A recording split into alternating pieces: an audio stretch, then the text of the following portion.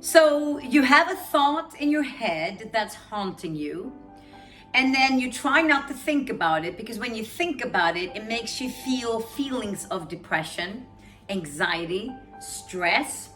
So you try not to think about it, but you're still thinking about it. And then you get stuck. Does this happen to you?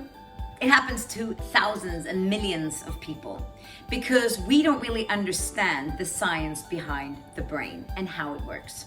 So today I'm going to speak to you about how can I take away destructive patterns in my mind and trade them for healthy thoughts and for a healthy lifestyle. Because here's the thing, if I have pain in my finger, I keep thinking about the pain, I keep thinking about the pain. Now remember, your brain and the reticular activating system, the bunch of nerves in the back of your skull, gets activated when I think about something. So every time I look at my thumb, your brain has now been programmed that thumb equals pain. So I'll start thinking about pain.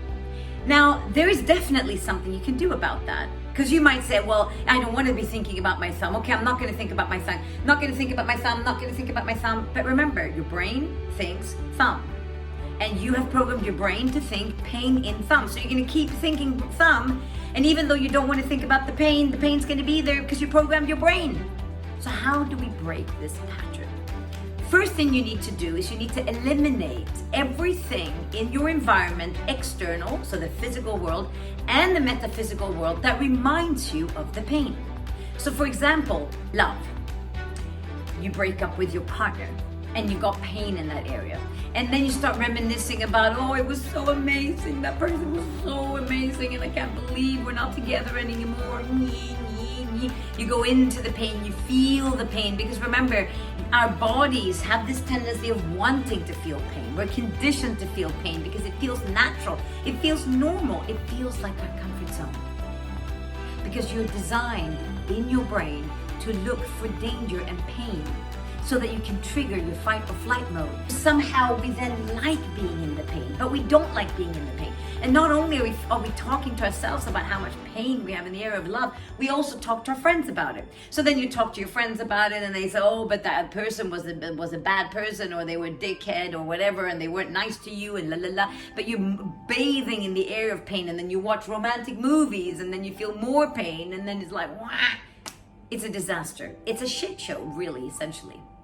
So how do you do this? Tell all of your friends, don't talk to me about relationships at all. Don't talk to me about relationships. Don't ask me, how are you feeling now that this person's not in your life anymore? Don't even talk about it, because we don't want you to be triggered on a consistent basis. Internally, what you do is every time you get triggered, you say to yourself, okay, this kind of thoughts are low vibrational energies. So these are energies that are around pain and missing out and fear of being alone. You've got to interrupt the habit of thinking about the thoughts that are related to the pain. So this is number 2, what you do. Number 2 is you interrupt the pattern and the habit of your brain. So your brain wants to go this direction, this direction, this direction, start thinking about the pain in your body. You interrupt the habit, and then you trade your thought for gratitude. Because gratitude is the highest fulfilling feeling and energy that exists.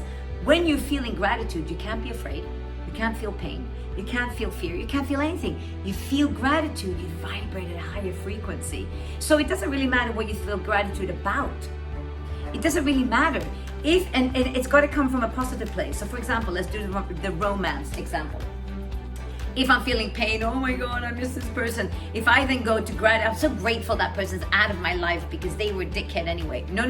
That's still low vibrational frequency. You feel gratitude about anything. So grateful the sun's out. It's amazing. Look at the sun. It's shining. It's so beautiful. So grateful that I've got 2 legs. I'm so grateful that I can smile. How beautiful is that? I can smile. That's amazing. Interrupt the habit of your shitty thoughts with any thought that's related to gratitude. Then, number 3 comes the most important part. That is consistency, commitment, and discipline. I.e., it's not enough that you do this 2 times and then you're going to message me and say, Anna, this doesn't work. I don't understand what you talked about. No. You do it. You do it every day, all the time. Make it a must for you. Become obsessed. Become obsessed. with thinking about gratitude, thinking about gratitude, thinking about gratitude. What you do then is you're redirecting the thoughts because you have pain here, so your body has a habit here. You keep going and you now start thinking about gratitude. Guess what's going to happen? You have a new habitual pattern of gratitude flowing through your body. This is not even going to be available anymore because this is not going to be highlighted. What you highlight, you then focus on, you then think about, you then become. So if you don't want to become a bitter person or somebody who's defined by their injuries, and you want to become a fulfilled individual, you have got to do this with every single area of your life. And eventually you start becoming a person of fulfillment and gratitude.